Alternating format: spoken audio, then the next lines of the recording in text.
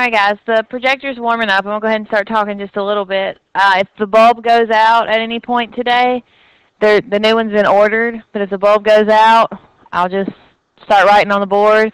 I won't expect you to write a million things, but I'll leave the computer screen up where I can see as you were flipping. But we'll just do the best we can if the screen goes out, okay? All right.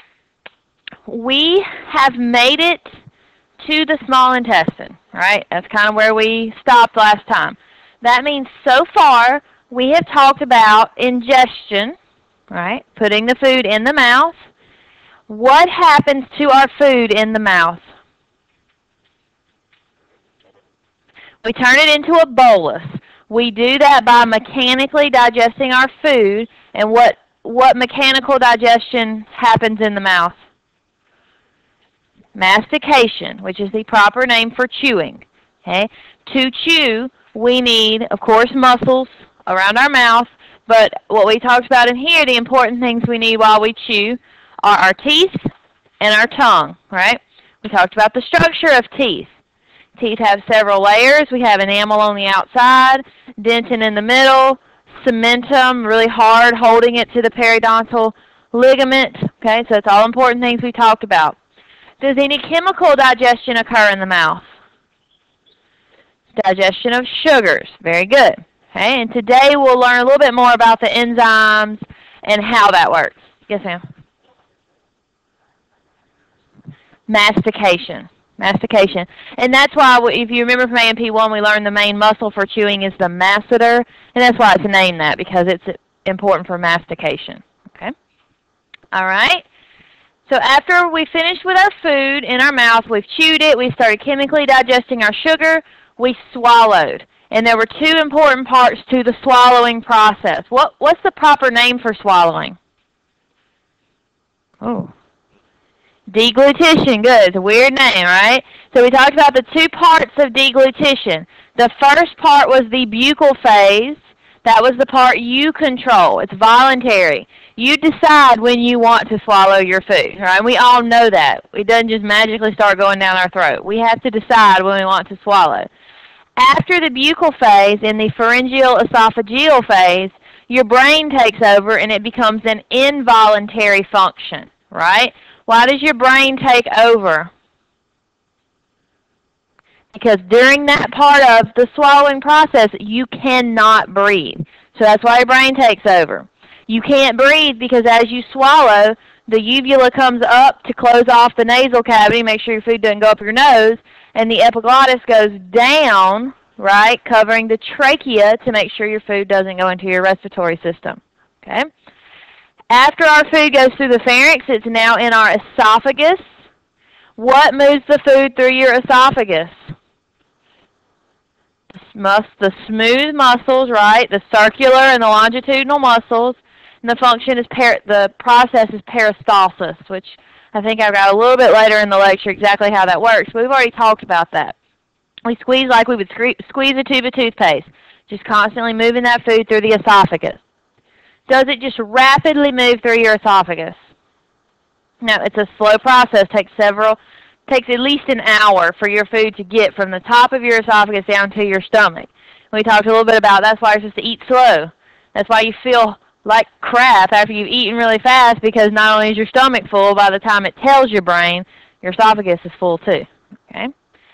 Once our food enters our stomach, do we keep it there or do we just keep letting it pass through? We keep it there, right? We close two sphincters. We close the cardiac sphincter at the top, the pyloric sphincter at the bottom, and then we do two different things to our food while it's in our stomach. We mechanically digest it, and we chemically digest it. Why are we able to mechanically digest our food in our stomach so efficiently?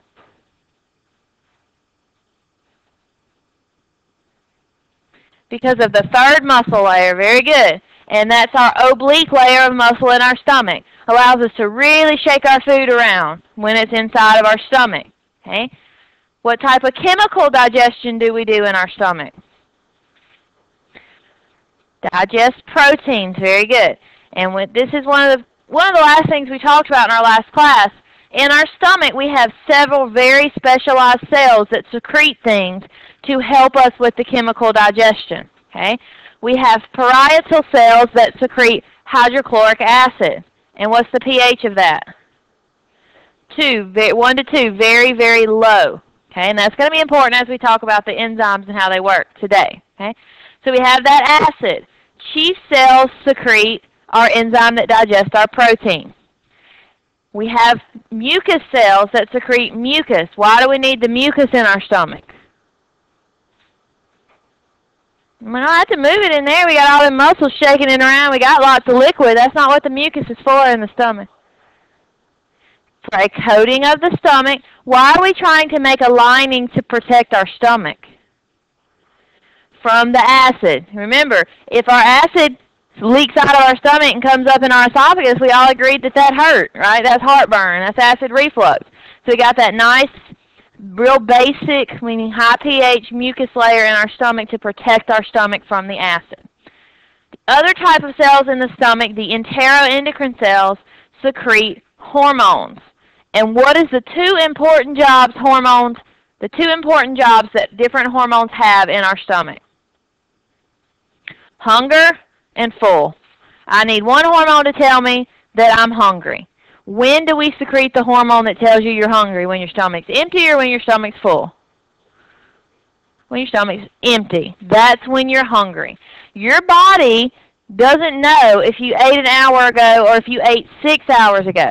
That's not what it goes by. It goes by whether your stomach is empty or not. If your stomach is empty, you're going to start secreting the hormone gastrin. And gastrin is going to make your stomach start growling, meaning start moving around when there's nothing in it, and trigger you that you need to eat something. Okay? Once your stomach is full, do you need to eat anything anymore? No, there's food there. You're going to be able to break it down to get the nutrition you need from it, right? So you will stop secreting gastrin once your stomach is full and start secreting gastric inhibitory peptide. That will tell your brain you're not hungry anymore. Don't eat any more food. Okay? And someone asked me in my class yesterday, and I don't think we actually talked about this in here,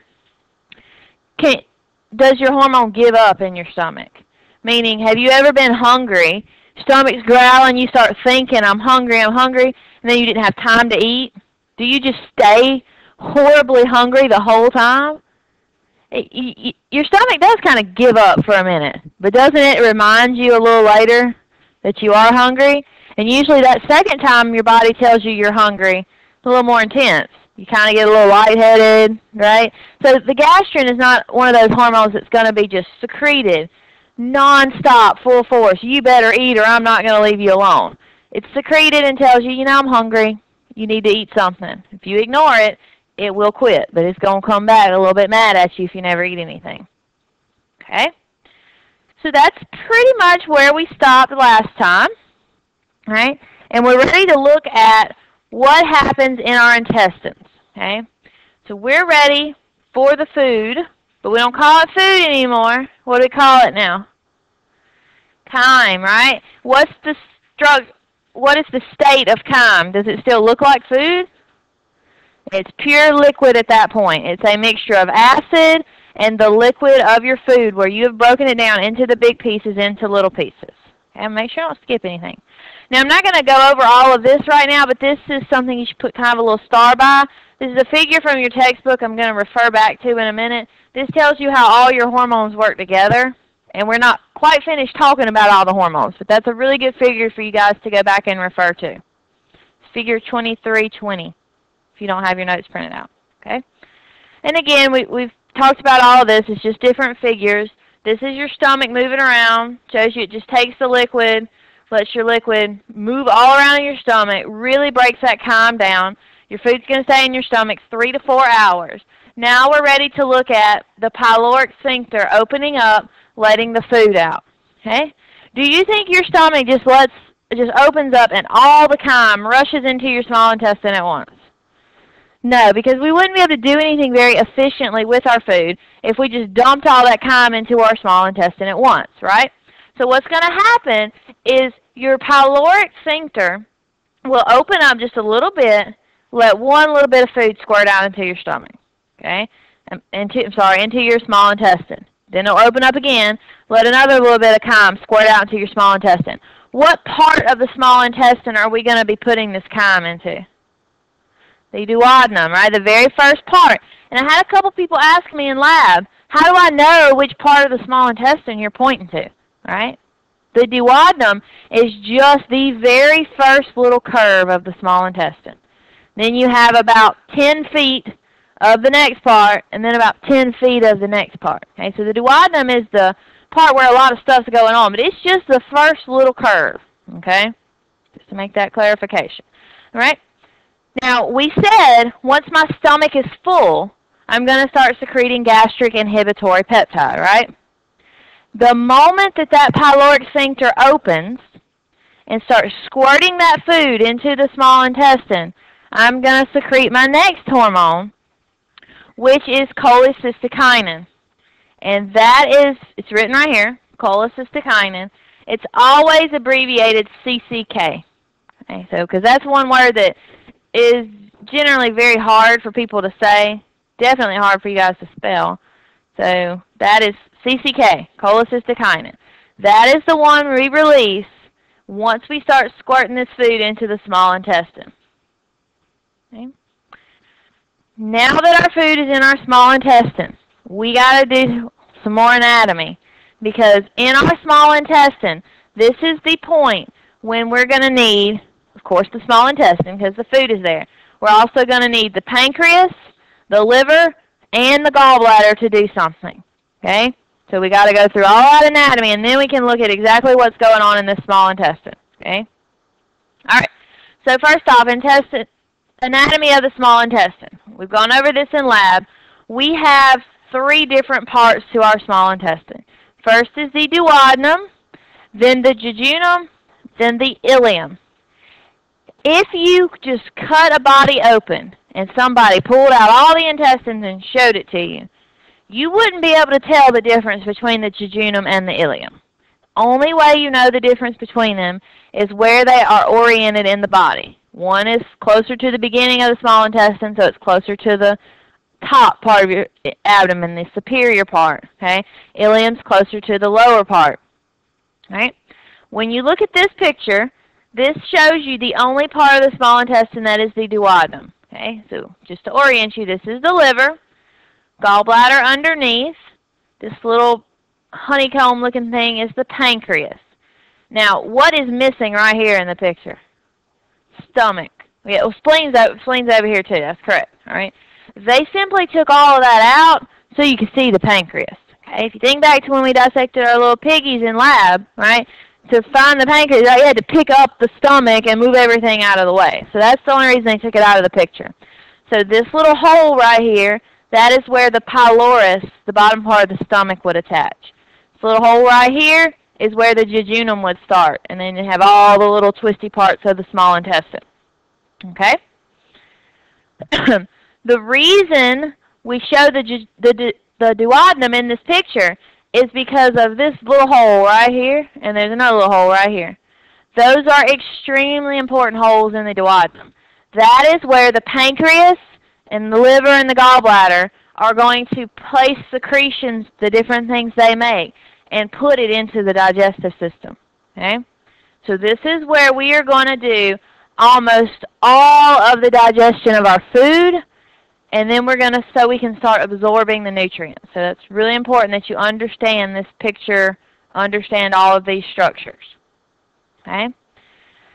The entire small intestine, duodenum, jejunum, and ileum, if you cut it open and look at the mucosa, it is modified. And what is the mucosa? What does that word mean? It makes mucus, but what is mucosa? Is the inside layer, right? Okay. Remember, you have mucosa, then submucosa, then muscularis, and serosa, right? We just finished talking about the stomach. The stomach had rugae, with the little pits, right, and all the little cells secreting stuff. The small intestine doesn't have rugae, doesn't have the gastric pits. It has something called villi. The reason the small intestine has villi, and then each of those has little villi on it called microvilli, is to increase the surface area of the small intestine. Okay? So what this ends up making our small intestine look like is basically an accordion. You guys know what an accordion is, right? If it's closed, it's all wadded up and pushed together. That's what your small intestine looks like. If you grabbed an accordion and stretched it out, right, you just wouldn't have the little lines in it. It would stretch out and be bigger. Okay? If we grabbed our small intestine and pulled, it would stretch out just like an accordion does. Okay? Why would we want it to have all that surface area but wad it up into a smaller piece? Do we want our stomachs to be humongous? No. I mean, some of us have a little extra pad in there. We don't really want it there. Okay? We wad it all up so we can have a huge surface area, meaning we can have a whole bunch of area for our food to travel over, but we compact it so it can fit into a nice tight place inside of our abdomen. Okay? So if I blow up the picture, you can see what it looks like. Okay? So if we didn't have villi, right here would be the inside of our small intestine. So as the food was going across here and we were trying to break it down and absorb it, it would go pretty fast, right? If it was a nice smooth surface, it would just go through our small intestine. But what our food has to do as it goes through our small intestine, it has to roll right here and then roll up and roll down and then roll to the next one, roll up and roll down. We slow our food down so we can digest it better. And then not only digest it, we can absorb, meaning take the good stuff out of what we've been digesting a lot better. Because where are we going to put all of that good stuff we've been digesting?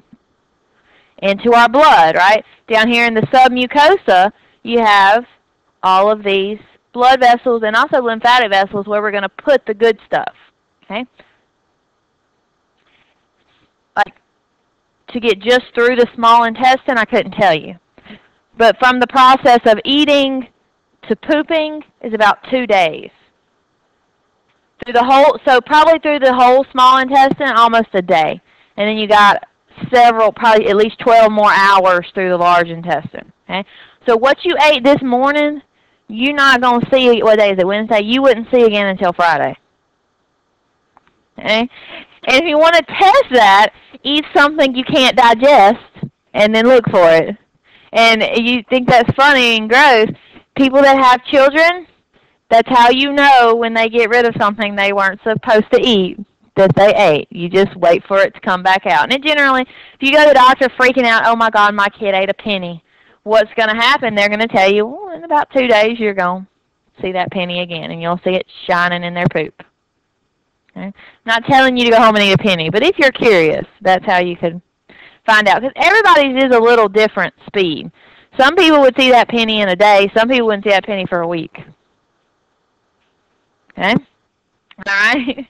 Now, if we blow up one little end of the villi, we even have microvilli. Why do that? That just makes you have even more surface area in that little spot. So not only does the food travel over each one, but it has to do this as it goes along each little villi. Really, really slow. Okay? Now, if we look, it's in a way similar to the stomach because we do have some different types of cells that can do different things, but it's not secreting specific things depending on the type of cell like we saw in the stomach. We pretty much have mainly mucus cells secreting mucus. We're back in an organ just like the esophagus where all we're doing is moving stuff through. So we're secreting the mucus to help keep things moist, move things through. But if we look, every now and then we do have some specialized cells that are going to secrete what we call brush border enzymes. And again, we're going to talk about those. I'm going to put all the enzymatic digestion together and talk about it. The other type of modification we see, some cells are better at absorbing than others. But it's a kind of a distinction we're not really going to worry about too much here. We're just going to say collectively all of this is absorbed across the small intestine. Okay, so if you're wondering what all this stuff labeled is, I'm not really going to worry about that too much. Okay? All right. So we've already said we have this mucus, we secrete it, help move things, help transport it through. All right, so let's go through the anatomy of the liver, gallbladder, and pancreas, and we're finally going to get to talk about the majority of how we're going to digest this food. Okay? Your liver is the largest gland in your body. Why am I calling it a gland instead of an organ? What does gland make you think? Secretion. Because your liver, it does a few other little things, but its main job in your body is to produce and secrete something very important. We call something an organ when it's able to do more than just secrete something. So that's why it is called a gland. And I can remember, oh my gosh, let me think about how many years ago it was. Probably 7 years ago when I took the MCAT for the first time, entrance exam for medical school. I missed this question, and I'll never forget it. They asked me a question about the liver as to whether or not it was a gland or an organ. And now I remember thinking, oh, I have no idea. I can tell you exactly what it does. So that's why I make a big deal about this. Because if y'all ever see that trick question again one day, y'all aren't going to miss it like I did. All right? This is a gland, and the scientific definition difference between them is a gland's major job in the body is to secrete, and organ's major job is to secrete plus some other function. Okay? But y'all all seem to know it. Apparently I'm just stupid. Y'all got it right. All right. We're not going to learn every little piece of structure, but I do think you should be able to tell me that this is a front view, an anterior view of the liver. How do I know that?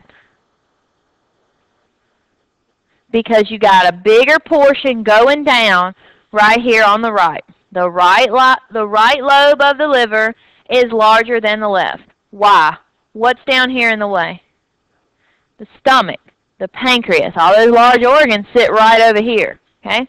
Also, you see the little sac-like organ over here on the right. That's the gallbladder. Okay? There's a very large ligament called the round ligament that separates these two major right and left lobes of the liver. Okay? There's two smaller lobes, the caudate and the quadrate lobe on the back. I would never expect you to label those. Okay? But the main thing for me is I think you should be able to tell the difference between the right and the left, the front and the back. Okay? At least be able to orient it correctly. Okay? Now this is a picture of a human liver. Okay? We've all seen the liver in the little piggy. Did he have a big liver to be such a small little animal? So what do you think your liver looks like? It's big, all right? It is, if you took both your hands, kind of spread out your fingers, laid it below your ribs, that's where your liver is.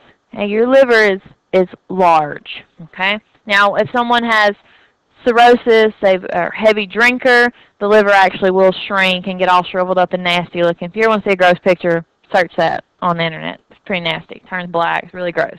Okay?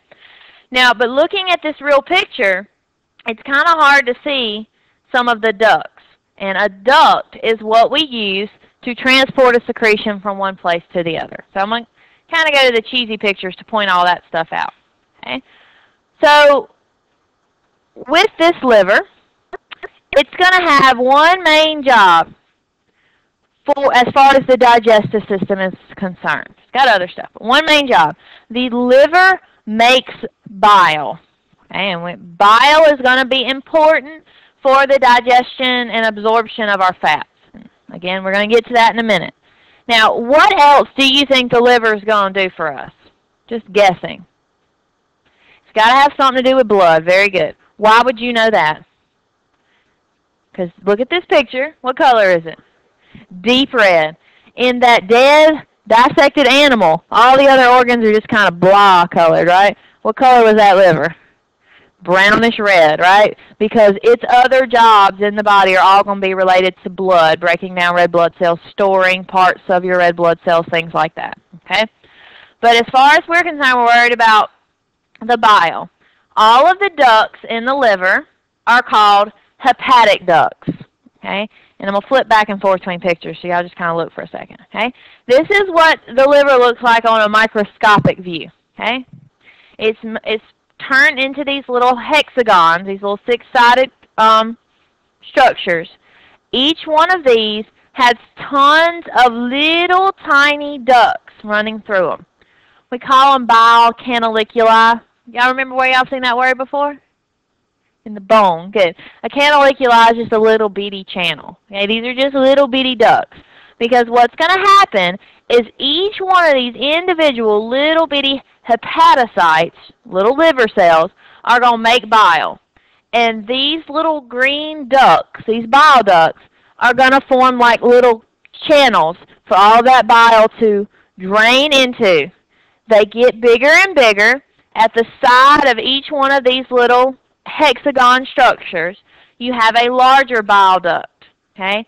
It gets the bile. The bile keeps collecting until ultimately the ducts get bigger and bigger. Once the ducts get to a certain size, we call them hepatic ducts. Okay, why am I making a big deal about this? Because a bunch of people ask me this in lab. Well, it says right and left hepatic duct. Do we need to be able to tell the difference? Well, not really, because there's going to be more than 2 hepatic ducts. Okay? There may be 25 little ones that join together and make 12 that are a little bit bigger. Then those 12 will join together and make 4 that are a little bit bigger. Then those 4 will join together and join these right and left hepatic ducts that you can see. Okay? They're just kind of all collectively called hepatic ducts once they get big enough. Just like we call all of our arteries arteries once they get big enough. We call them arterioles once they get small enough. Okay? Everybody understands that comparison? Good. So after our liver, inside of those little hexagon structures, after we make the bile, it drains all together, goes through the hepatic ducts, drains through the common hepatic duct, we just made it bigger, and over here through the cystic duct and into the gallbladder. The only major function we need to worry about with the gallbladder is that it stores the bile that the liver makes. Okay? The gallbladder is going to store that bile until we need it. Okay? So, can you live without your gallbladder? Yeah, people do it all the time. Okay? How could you live without it? Because does the gallbladder make anything we need? It's just a storage site. That's how you can live without it. If you don't have a gallbladder, it's fine. Your liver can still make the bile, but it just has to constantly drain down. You just can't squirt a giant chunk of bile into your small intestine when you need it. So it's a little harder for people without their gallbladder to digest fats, but they still can. They still have the bile. Okay? All right. So just to point a few things out in the notes that we've been talking about. Okay? Here's telling you what the components of bile are. Bile is a really nasty looking greenish substance, pretty liquidy. It is composed of lots of different things. I don't really care that you know all the components. But what's important for you to understand is that bile is composed of some fats, which are nonpolar, and some components like the breakdown, the bilirubin, which have a charge. And that's going to be important when we talk about what it does, right? So just to kind of give you a little bit of a drawing to help some of you, okay? When we're in a scientific setting and we draw something nonpolar, it's a big long chain of a molecule, we kind of do the little zigzag line, okay? What does nonpolar mean? Do we all understand that? Uh-oh, maybe not. Has no charge, okay? Is water polar or nonpolar? Water's polar, right? Water is H2O. So we got 2 H's, 1 O. The O is negatively charged. The H's are positively charged. Okay? Very, very charged, very, very polar. Okay? Fats are nonpolar. Water is polar. Okay? We're going to have us a little chemistry lesson. Can something fatty dissolve in water? No. You've all cooked something before, put it in the refrigerator and pulled it back out, right? And there's that thick, clumpy stuff on the top. That's the fat that comes out because the fat can't dissolve in water, okay? All right, so bile has the nonpolar part and a polar part, okay? So I'm drawing bile over here, okay? So this part of the bile is polar. This part of the bile is nonpolar. So can that bile interact with water? Does bile have a charge on it?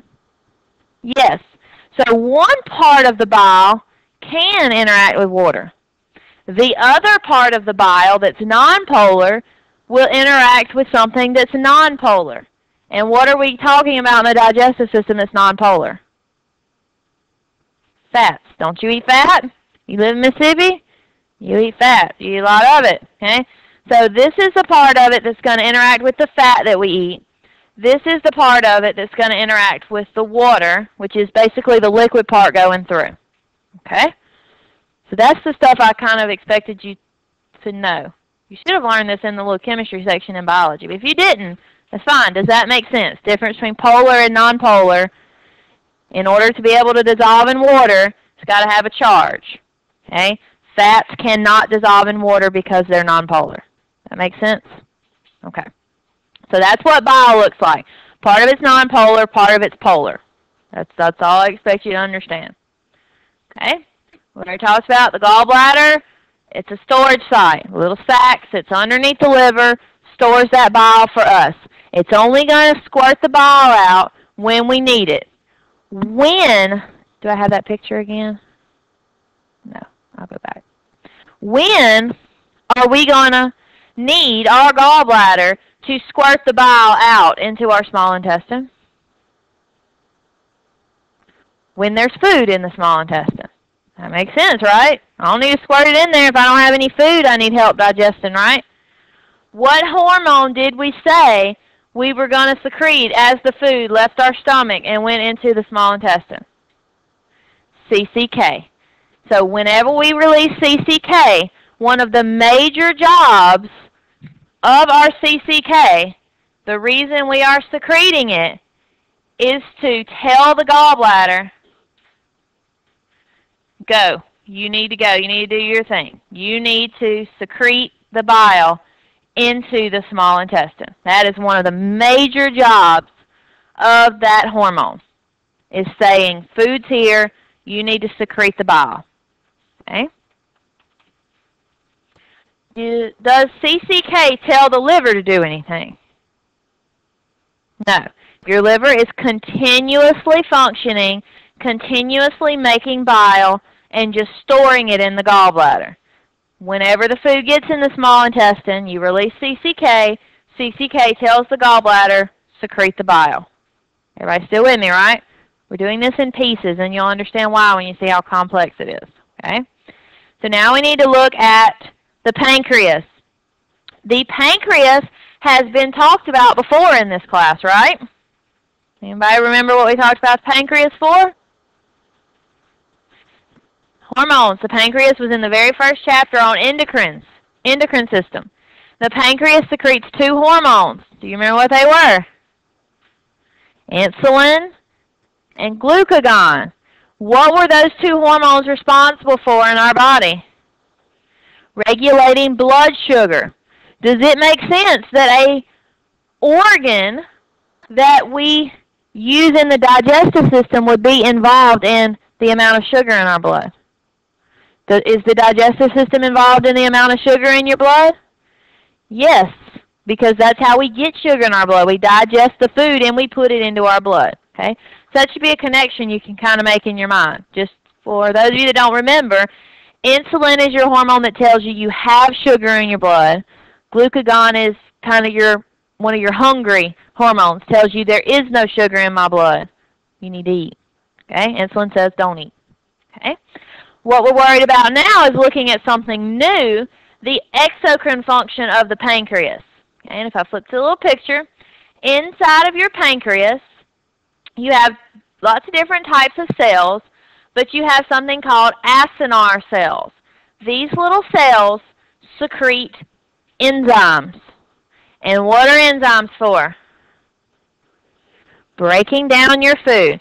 So they're going to secrete the enzymes.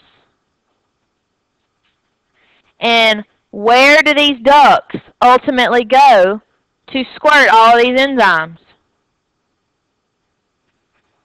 Into the duodenum, right? So here's our pancreas. This is the little duct. So inside of those little acinar cells, we're secreting all of our digestive enzymes, and they ultimately get squirted into the small intestine. Okay? They are going to be part of the pancreatic juice. Okay? The pancreas secretes all of these enzymes plus one other thing. The other thing it secretes is a very alkaline solution. What does alkaline mean? Basic, high pH. Why do we need the small intestine to have something squirted into it that's high pH? To neutralize what? The chyme that's being squirted out of the stomach. What's the pH of the chyme coming out of the stomach? Very, very low, very close to 2 because we had so much acid in our stomach. So we have our nice high pH pancreatic juice full of enzymes. The enzymes we secrete from our pancreas are trypsinogen, chymotrypsinogen, procarboxypeptidase, okay, and a few other ones not on this figure because I'm smarter than your textbook. Okay. The other ones coming from the pancreas, y'all can smile, that's not true. Okay. From the pancreas are pancreatic amylase, and we need one more coming from the pancreas. Actually, there's more, but pancreatic lipase, and we'll do one more, just to be good and complete. Pancreatic nucleases. All of those come from the pancreas. What's going to tell the pancreas to secrete those into the small intestine? What hormone? CCK. Why would CCK tell those hormones to go into the small intestine? When do we need those hormones? I'm sorry, y'all are looking at me like I'm crazy because I'm saying the wrong word. When do we need those enzymes in the small intestine? When there's chyme, when the food gets to the small intestine. So for the same reason that CCK told the gallbladder to work, CCK is going to tell the pancreas to work. So those of you making a list of what are the jobs of CCK, he also needs to tell the pancreas to secrete the pancreatic juice, which the main thing we're worried about in the pancreatic juice would be the enzymes. Okay. CCK is also going to be a trigger. You really don't need to eat anymore right now. I'm kind of busy, right? We've already secreted the gastric inhibitory peptide telling us not to eat. We also need that CCK to say, okay, stop eating. Busy. Okay? All right. Let me look and see what's next. Okay, we already talked about CCK. And this is just a nice little figure showing you when to secrete the CCK and everything. I'm trying to see. All right, that's what I thought. All right, so what we're going to do to finish today, I thought we would get to enzymes today, but I don't know if we will or not. What we're going to do to finish today is go ahead and just look at, we're going to assume we've digested everything, we're going to keep moving it through.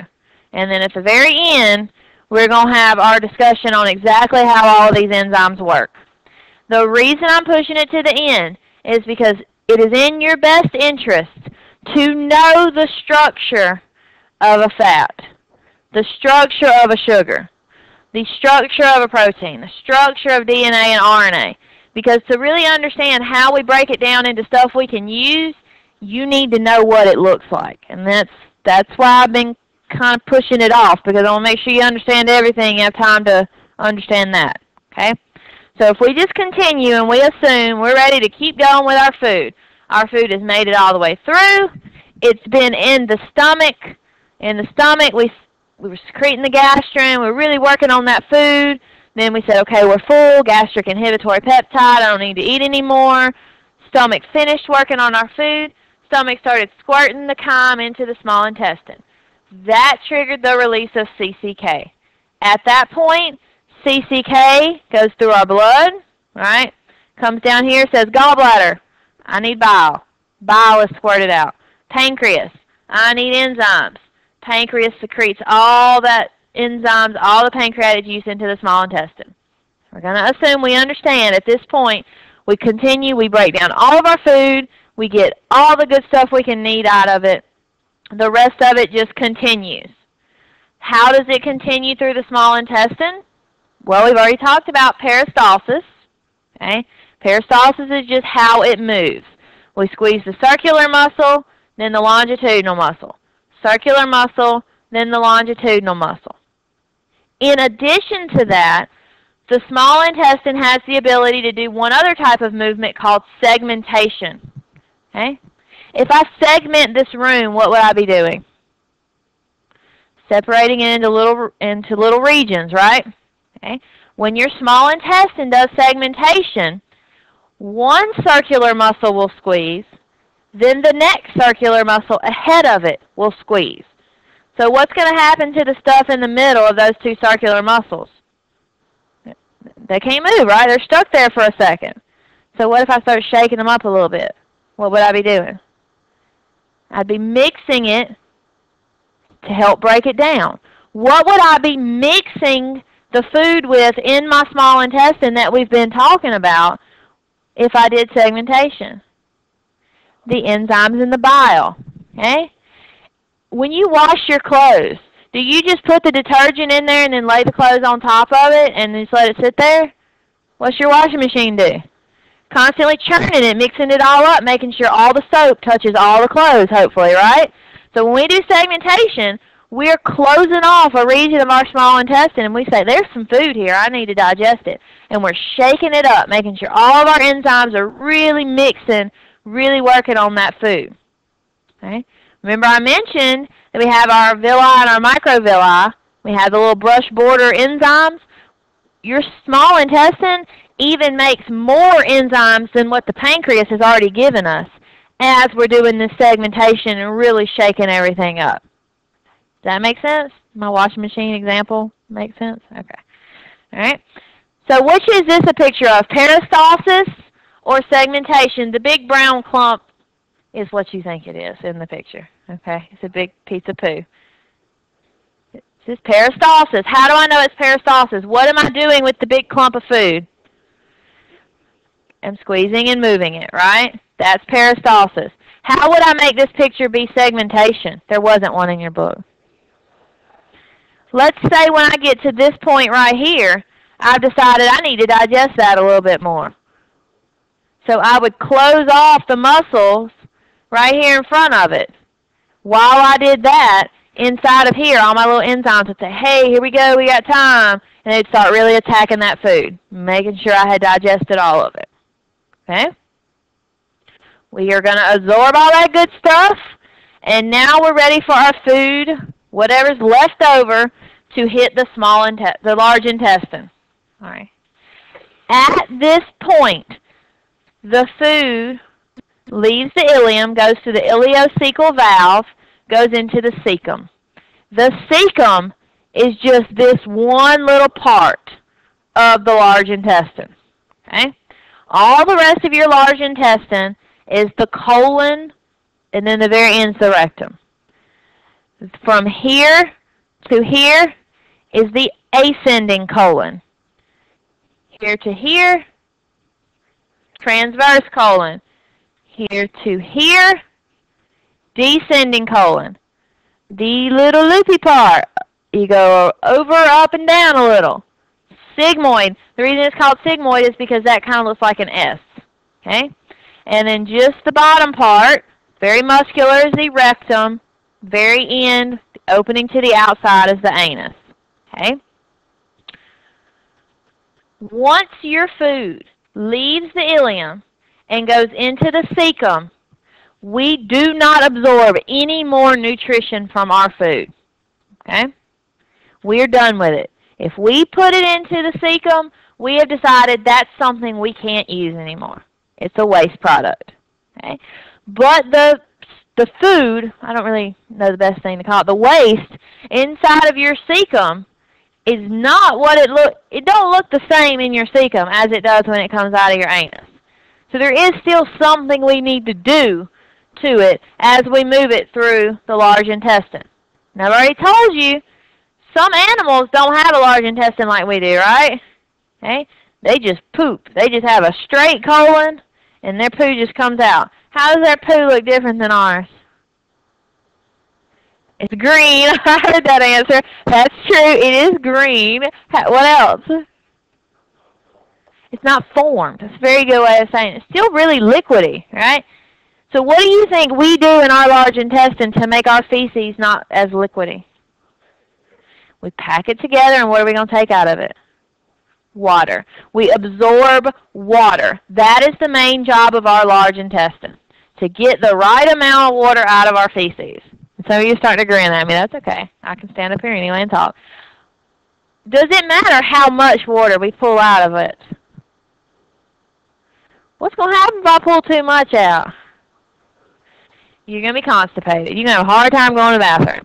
What if I don't take enough water out of it? You're going to have diarrhea. You're going to run to the bathroom, right? You can become dehydrated by not taking enough water out of your feces in your large intestine. So it is an important job, but is it a necessary job? Could you live without your large intestine? You could, but you wouldn't want to.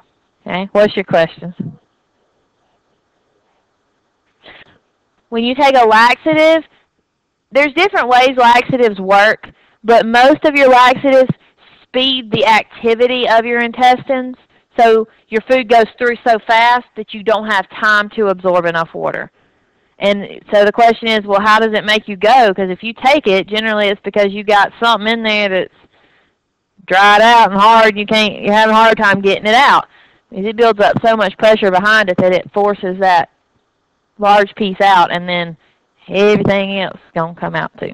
When you have a stomach virus, that bacteria or that virus is messing with your intestines, forcing it to come out too fast, so that your body's actually trying to get the bacteria or the virus out of your intestines, and it's trying to do it as fast as it can. Well, an enema is they put the liquid into your hiney. Exactly. Yes. That's okay. I'm going to tell you something. You're not the only one that wanted to ask it. You're just the only one that would ask it. I can honestly say that I never really knew exactly what an enema was until that nurse walked into that room with that contraption when I was in labor, and I was thinking, I don't really know about that. But at that point, you don't really care. You have lost all modesty when you're having a baby, so you're all up for it. But I mean, you can go to CVS and buy enema. You hadn't ever seen them sitting on the shelf? You can do that yourself. You don't have to go to a doctor to do that. I'm not suggesting it. Why would taking a laxative as a way of dieting be really bad? People do that.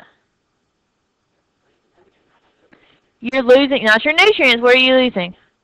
Too much water. Inside of your water may not be sugar and the fat components and things like that, but there's a lot of electrolytes. Salt, potassium, things like that in your water that you're constantly losing, and it can make you very, very sick. I was going to say something else and I forgot. I'll think of it in a minute.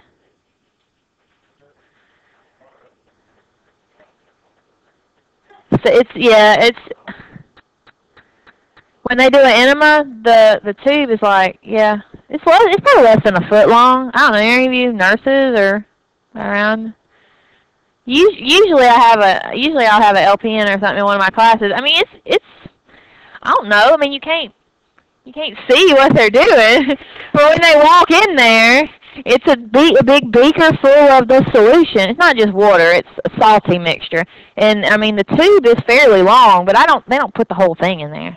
Now, when you have a colonoscopy, they feed the whole, I mean, it depends. They feed pretty much through the whole large intestine. Sometimes they go into the small intestine, depending on what's wrong with you. Now, if they need to look at your duodenum in your stomach, they're not going to go up. They're going to go down your throat and go that way. Depends on where they're trying to get to. But a routine colonoscopy goes through the entire colon, so all the way over here to the cecum. That's fine.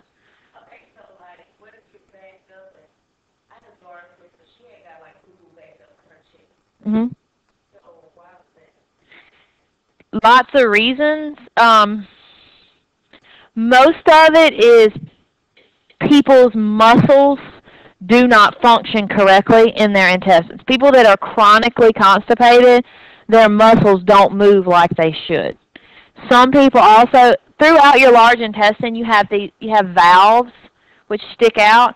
Some people even have a genetic issue where their valves are larger, so it's harder for it to make it through. If it goes slower, regardless of the reason, you're going to pull too much water out of it, and it makes it hard to go. And some of it also is psychological. Some people will not go to the bathroom if someone else walks in the room. And I mean, not saying that I'm just like, oh, whatever, I don't care whoever's around when I'm going, but I mean, some people when they're in a public bathroom will hurt themselves to make sure no one else hears it, like it's a secret. That oh my God, I don't want anybody to know I have to do this, and we all have to do it. Well, men are generally a little bit more, open and okay with it than women are. Wasn't that one of you that made the joke, oh my God, women do that when we were talking about it the other day, just being silly? But, I mean, because it's a little bit different. They don't want to know women do that, but women do as well. All right. Okay, now somebody else has a question. Okay, go ahead.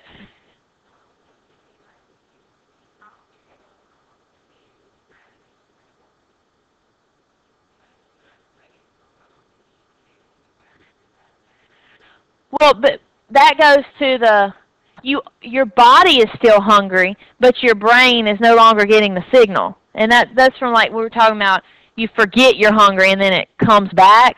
It's just because that hormone's not being released anymore. You still need to eat because your body still needs the nutrition from the food. You're just not secreting the hormone to tell your brain to be hungry. Does that make sense? That's hard for me to answer and make it make sense. All right.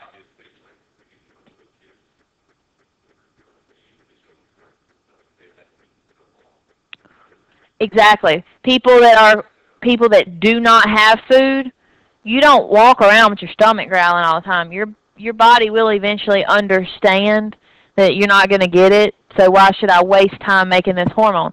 Also, anybody that's ever tried to diet, okay, I mean, it sucks. I can remember going from being pregnant and eating whenever I felt like or whatever I felt like to trying to teach myself not to eat that anymore. At first, you are starving to death when you only eat that little chicken breast and them 2 little pieces of broccoli. But after you've eaten that way for a few weeks, your body learns that's what it's going to get.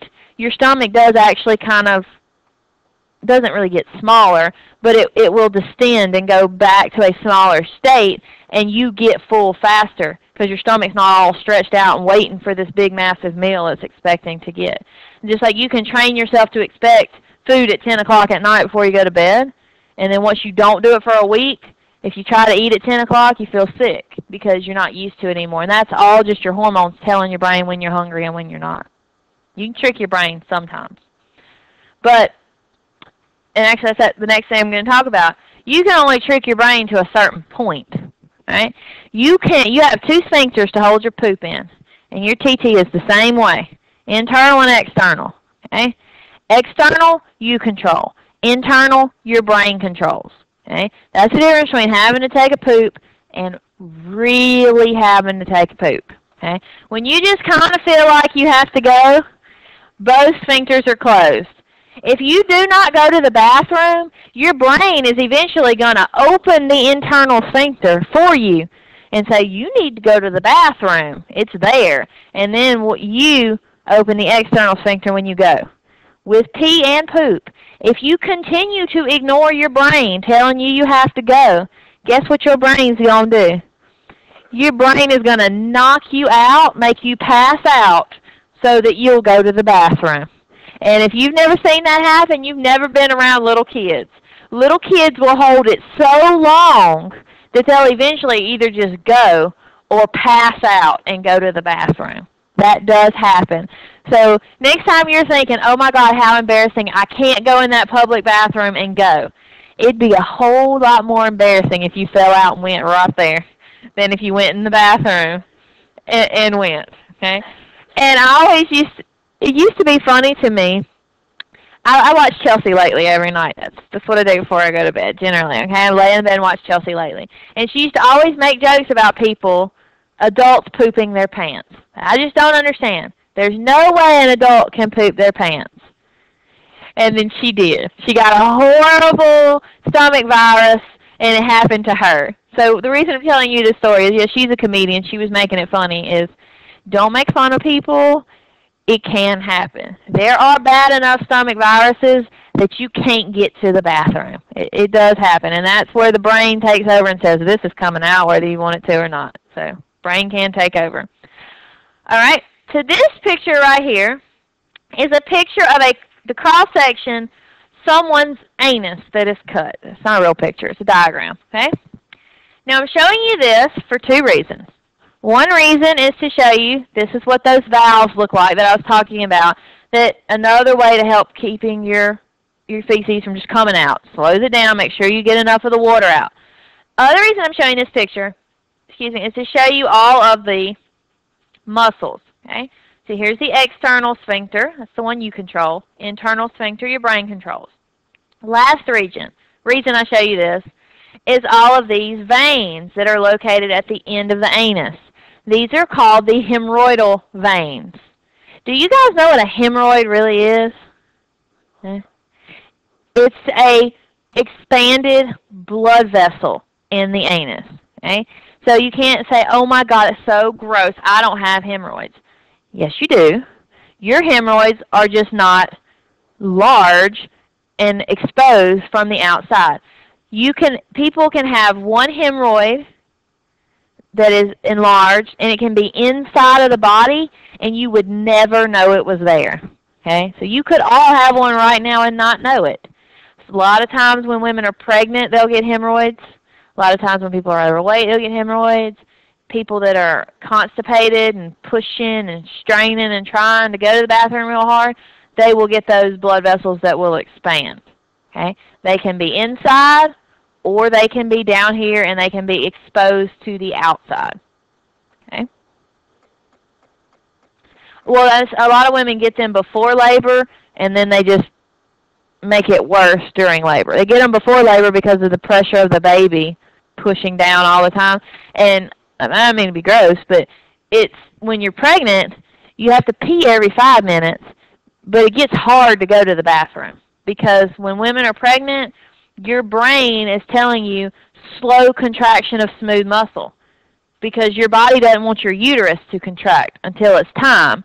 Well, your body doesn't distinguish, so even the smooth muscle in your intestine slows down, and all women get constipated when they're pregnant. It's just part of life. Some women a little more severe than others, but all women get constipated while they're pregnant. And that's generally why, I mean, like when most women get the enema before they have labor, some older doctors will do it just because they don't want to get pooped on while you're pushing the baby out, but I actually had an enema because they wanted my contractions to speed up, and I refused to take any drugs while I was in labor. So I wouldn't let them give me Pitocin or anything. I didn't want any drugs, any painkiller, I didn't want anything while I was having a baby. So they came in there with that enema, and it's like, well, if you don't want drugs, we got to speed this baby coming out one way or another. And that enema stimulated the smooth muscle contractions in my intestines, and that also made my uterus start contracting. And I'm not exaggerating. It wasn't 20 minutes. I could feel that baby saying, all right, we coming out. As soon you got enema, run to the bathroom, go to the bathroom, come back out. And I said, you know, it feels different. Water broke. She was here an hour and 5 or 6 minutes after the enema. So, I mean, they're very, very closely related to each other, the contractions of those smooth muscles. Aren't y'all glad y'all know so much about me? All right, so we've already talked about what it does. Okay, process of defecation. Voluntary or involuntary? What you think? Both. Very good answer. Okay, you do generally have to help. Okay, some of it is voluntary. You do have to contract those muscles, but your brain's contracting smooth muscle. Very good. Your smooth muscle is getting it to the end of the tract, and you're just doing a little bit of pushing to get it the rest of the way out. Very good. Okay? All right? How many of you have to go take a poop right now after we've been talking about this thinking, you know, my intestines feel kind of full. All right. So, what we're going to do next time, we only have 12 slides left, It will take us the entire class period next time to go through those 12 slides. Here's what you need to do to understand the next lecture. What is the structure?